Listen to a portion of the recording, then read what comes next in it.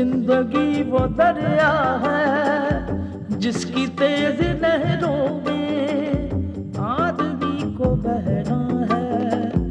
आने जाने वाले सब मौसमों में रहना है, मौसमों में रहना है।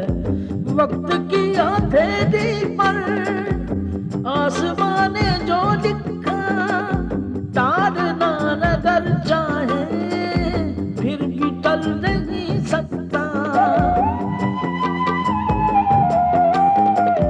दूसरा कोई भी हो आदमी की किस्मत का रुख बदल नहीं सकता, साथ चल नहीं सकता।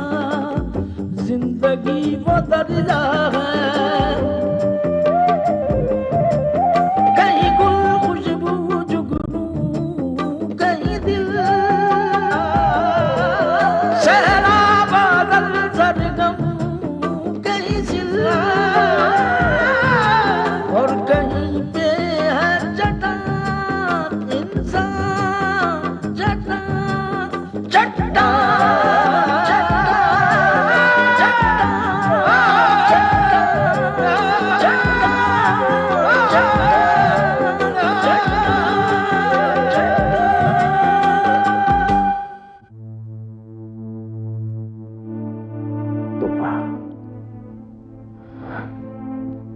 नहीं खान साहब। क्यों? नौकरानियों को इस तरह से तोहफे नहीं दिए जाते। पूर्णिमा के नसीब में तो दुल्हन का सुख ही नहीं है। वो तो सुहागन होते हुए भी सुहागन नहीं है। क्या? ये आप क्या कह रही हैं भाभी जान? वक्त का वही जालिम खंजर घात लगाए ताक में बैठा है आपकी शमशेर राज। इसलिए आरती और उसके बच्चे को भूलने की गलती कभी मत करना। अगर हम एक दूसरे को सुख नहीं दे सकते तो दुख भी तो नहीं देना चाहिए। सुखी होना चाहती हो ना तुम? सुखी होना चाहती हो ना तो मुझे छोड़कर अब एक नए सिरे से अपनी जिंदगी क्यों नहीं बसा लेती? ये अच्छा है आरती कि तुम इस खेल में एक नए किरदार को जन्म दे रही हो। अब देखना यह है ये नायक बनेगा या खलनायक। और याद रखना आइंदा कभी मेरा जाती मामला में दखल नहीं देना। जाओ, दबाओ जाओ यहां से। घर जाओ तो मुसीबत, बाहर जाओ तो मुसीबत।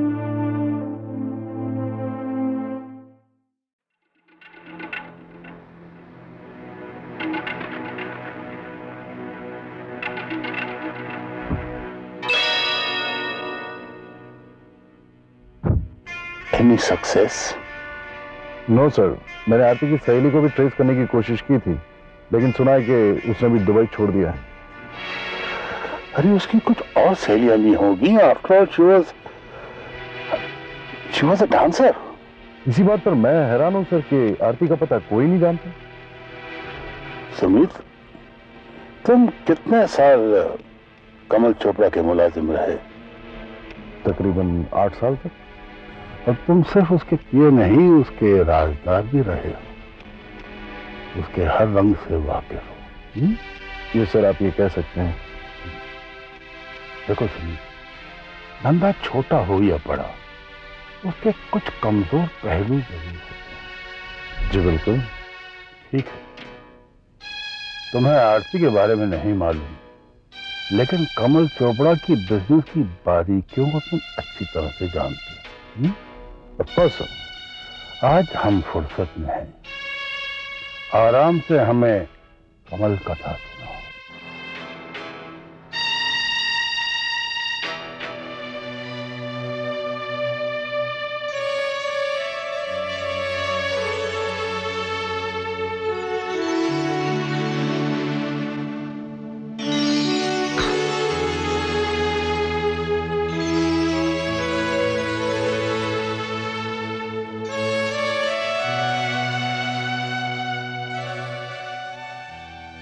बहुरानी, पुप्पी जी आइए ना। हम आपसे शिकायत करने आए हैं। शिकायत? किस बात की? देखिए ना, सिमरन बिटिया जब तक यहाँ थी तो हम उनसे लड़ झगड़ कर अपनी बात मनवा लेते थे और उनकी बात सुन लेते थे, लेकिन आपने आज तक हमसे ये नहीं पूछा कि तुम्हारा लहसुन कैसा चल रहा है, तुम्हारी सेहत कैसी है। लेकिन आपकी सेहत तो तंदुरुस्त है। अरे क्या खाक तंदुरुस्त है, एक अकेला बेचारा कुप्पी और इतना बड़ा घर, सारा काम उसके सर पर, कभी इधर तो कभी उधर, कभी इस कमरे में तो कभी उस कमरे में, कभी ऊपर तो कभी नीचे, कभी उठ जाओ तो कभी बैठ जाओ। कुप्पी जी बैठ जाइए। Thank you. थैंक यू नहीं, थैंक यू। अरे हाँ, वही वही, हमारा प्रोग्रेशन जरा खराब है। प्रोनाउंसिएशन। हाँ वही वही, देखिए आप बात को बीच में मत काटिए, हम आए थे शिकायत करने और पता नहीं क्या ले बैठे। शिकायत? जी। क्या शिकायत करनी है आपको? देखिए इस घर में हमारे साथ बहुत अत्याचार हो रहा है। जी? जी हाँ, हमने कब से मोबिल मांगा है। क्या मांगा है? मोबिल मोबिल, यही चलता फिरता फोन, टेलीफोन। आपको किस लिए चाहिए मोबाइल? क्यों जरूरत नहीं पड़ सकती? देखिए हम बहुत मसरूफ हैं, कभी किचन में तो कभी बाजार में, कभी घर में तो कभी ऑफिस में, कभी भी किसी को भी इमरजेंट जरूरत पड़ सकती है ना। इतना अर्जेंट फोन कौन करेगा आपको? अब कोई भी कर सकता है, आप कर सकती हो, माँ जी कर सकती है, बाबूजी कर सकते हैं, रंगोली कर सकती है। रंगोली? रंगनाथन। ये रंगनाथन कौन है? रंगोली कबाब।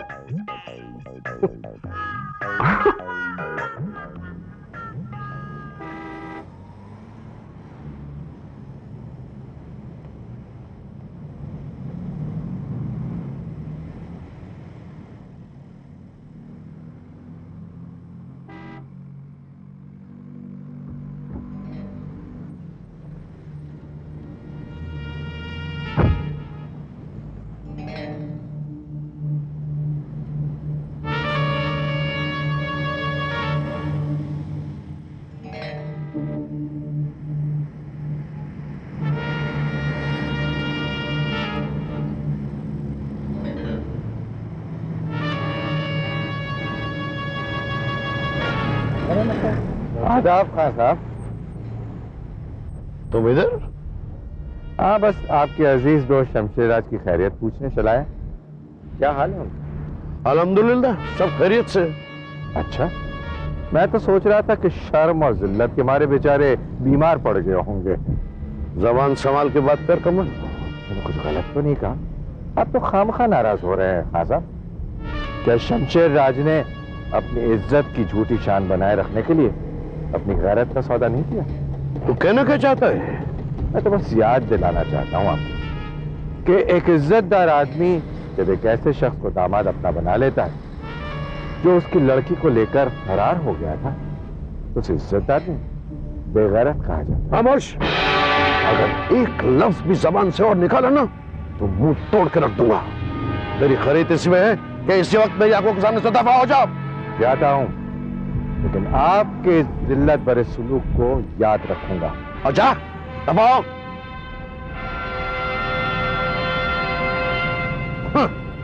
याद रखूंगा।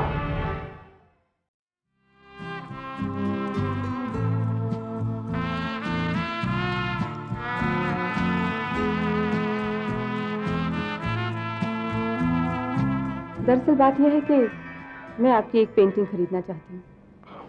Now you're flattering me. Not at all. Why should I do that? आप तो वैसे ही अपनी एक पेंटिंग मुझे गिफ्ट कर रहे हैं। But I think you deserve that. Excuse me. क्या हुआ यार? यार तू यहाँ खड़ा है और मिस्टर पदम सिंह आ गए। विशाल। Oh hello mister Padam Singh. Hello. कहिए, आज किसे अपने कलम का निशाना बना रहे हैं? इस फोटोग्राफर की एग्जीबिशन पहली दफा लगी, दूसरा मौका देंगे इसे या एक ही बार में कत्ल कर देंगे? आपने जवाब नहीं दिया मिस्टर पदम सिंह। क्या जवाब दूं? मैं तुम्हारा गुनाहगार हूं विशाल। मैं समझा नहीं। मेरा जुर्म बहुत संगीन है। तुम्हारे बारे में मेरा रिव्यू सरासर गलत और बेबुनियाद था। तो ऐसा रिव्यू क्यों लिखा आपने? सोने के चंद सिक्कों की खातिर मैंने अपने जमीर का सौदा कर लिया था। ऐसा कौन सा दुश्मन है मेरा जिसने सोने के चंद सिक्के फेंक कर आपका जमीर खरीद लिया? तुम्हारे पिता शमशेर राज। उन्होंने मुझे तुम्हारे खिलाफ रिव्यू लिखने के लिए पैसे दिए थे और वो रिश्वत लेते ही मैंने एक उभरते हुए फनकार की मौत के परवाने पर दस्तखत कर दिए। मैं तुमसे बहुत शर्मिंदा हूं विशाल। मुझे खुद अब तक कलम की ताकत का अंदाजा नहीं था। मुझे नहीं मालूम था कि मेरा रिव्यू एक उभरते हुए फनकार को हमेशा के लिए खत्म कर देगा।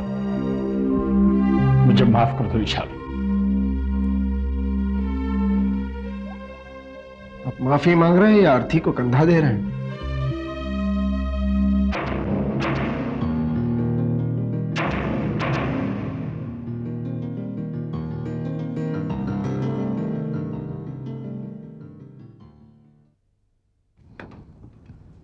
सर अभी भी? सर अभी भी?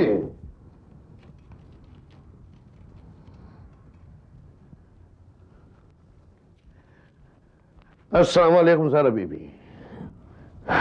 वालेकुम अस्सलाम।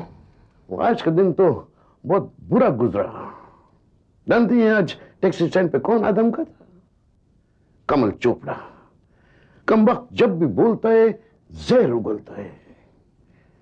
शमशेरा के बारे में बकवास करने लगा था, मुझे गुस्सा आ गया। अच्छा हुआ कि मेरा हाथ नहीं उठा, वरना आज तो वो बहुत पिटता मुझसे। जानती है शमशेरा के बारे में क्या कह रहा था? वो कह रहा था कि शमशेरा एक बेगैरत आदमी है। अब ये सुन के मैं तो आग बगोला हो गया ना, और इस बात पे मैंने उसको जान से मार देने का धमकी दे दिया। मैंने ठीक किया ना? क्या बात है, अब बोलती क्यों नहीं? आपने सुना नहीं मैंने क्या पूछा है? ये आपका और शमशेर भाई का जाती मामला है। मुझे आपके जाती मामले में दखल देने की कोई जरूरत नहीं।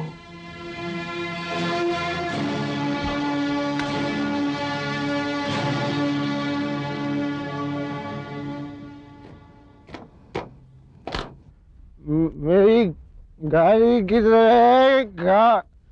गाड़ी ले बाबूजी ले गए। जिंदाबाद जिंदाबाद बाबूजी जिंदाबाद। परम सिंह जिंदाबाद जिंदाबाद। बाबूजी जिंदाबाद। मेरी गाड़ी नहीं, ये गाड़ी नहीं है। परम सिंह जिंदाबाद। माना जाते मेरे को? क्या है? विशाल, मेरी गाड़ी हाँ ये तुम्हारी गाड़ी है। मेरी गाड़ी है। क्या बात है, अब तुम सड़कों पर लड़खड़ाने लगे हो? वाह वाह। मुझे मेरी गाड़ी में आओ मैं छोड़ thank you you are nice man.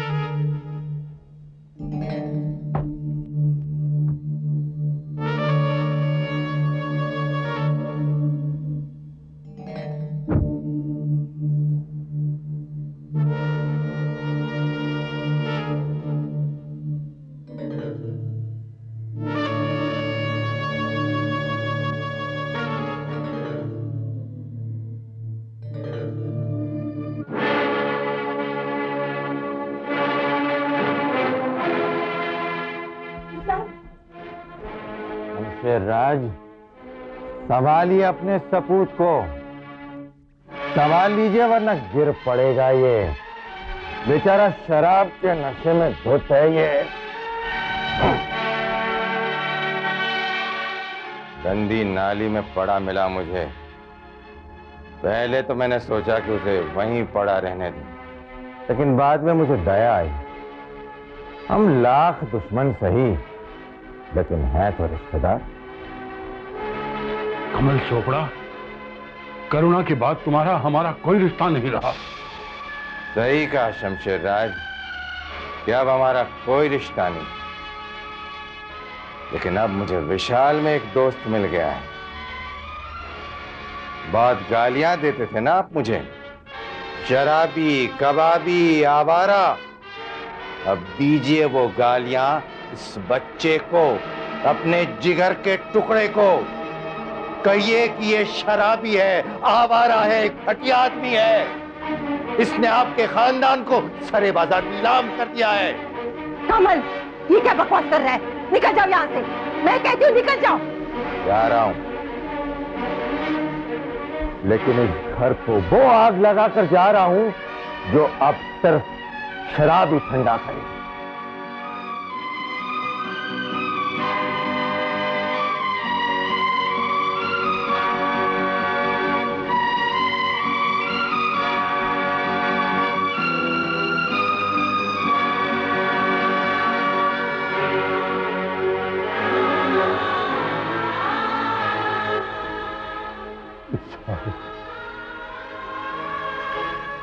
विशाल, वो पैदा होते ही यतीम क्यों नहीं हो गया? यतीम क्यों नहीं हो गया?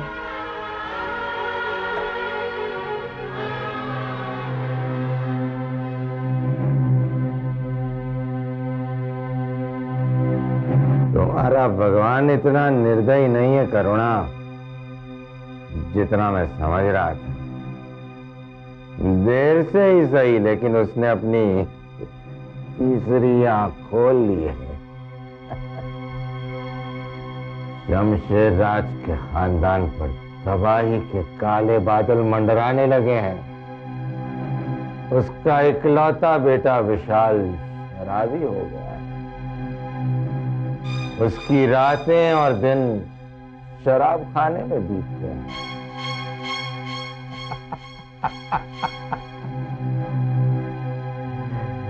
करुणा, तुम्हारा लहू रंग ले आया है।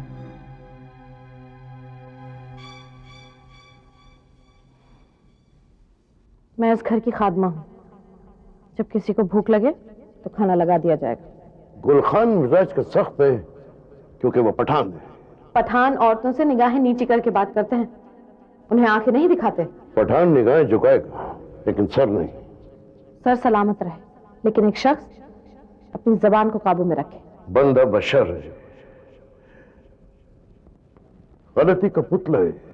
इसका मतलब ये नहीं जब जी चाहा जो जी चाहा कह दिया। गुलखान अगर गलत भी है तब भी माफी नहीं मांगेगा।